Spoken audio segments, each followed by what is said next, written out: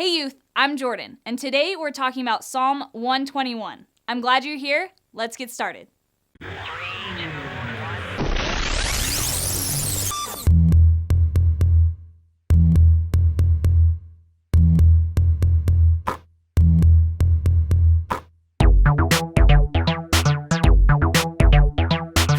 Let me tell you about the craziest family road trip I've ever been on. Now, I was young, so this is back when I actually liked family road trips, but we're on our way to Colorado to go camping for the week. So we're driving in our old school Suburban, and I mean, this thing was old. Some of the seats didn't even have seat belts. So we're pulling up to our campsite, and my dad's going around a turn, and my little brother gets so excited, and he's in one of the seats that doesn't have a seatbelt. So he's freaking out. He wants to get to the campsite, that he opens the door and he's gone. I mean, panic ensues. We're all freaking out. I'm thinking now there's only 3 kids in the family, but I mean, on the plus side, there's more room on the way home. But that's not the point. We're all panicking and screaming, but then we look at the door and there he is, holding on for dear life, flapping in the wind like a tiny little Superman. I mean, he actually looked kind of cool, but that's not the point. My dad pulled over and we learned a valuable lesson. Always wear your seatbelt. Anyway, today we're going to talk about a psalm that is all about a road trip, but not the type in cars. So we're going to look at Psalm 121. This is a song that the Israelites would sing or recite as they made their long journey to Jerusalem. They would often go for religious festivals to gather as one people. Now let's take a look at the first few verses. I lift up my eyes to the mountains. Where does my help come from? My help comes from the Lord, the maker of heaven and earth.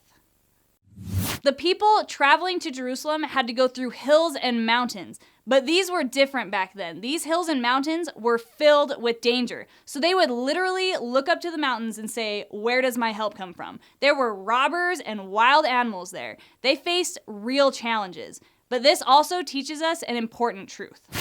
Every Christian faces challenges. Now, we may not have to experience the same problems they did, but we'll all experience real trials in our lives. Whether it's drama with friends at school, problems with a teacher, or problems at home, the Bible says we will all experience trials. When I was in high school, a friend died unexpectedly in a skiing accident, and it rocked my world. I did not know how to handle it. It was a really hard time for me, but luckily I turned to the Bible and I found out there is hope. God helps every Christian in tough times. We see the good news in verse 2 of the Psalm. God is our helper. We see that he helped the Israelites overcome those dangers and those challenges, which is why they looked to him for help. They couldn't call the police or call for help. They had to turn to God. And the same is true for us. Who do you turn to when you're in difficult times? It might be a close friend or your family member, but remember, God is always there to help us. And he shows us this in his promise later in the Psalm. The Lord will keep you from all harm. He will watch over your life. The Lord will watch over your coming and going, both now and forevermore. This is a lesson to keep with you throughout your entire life.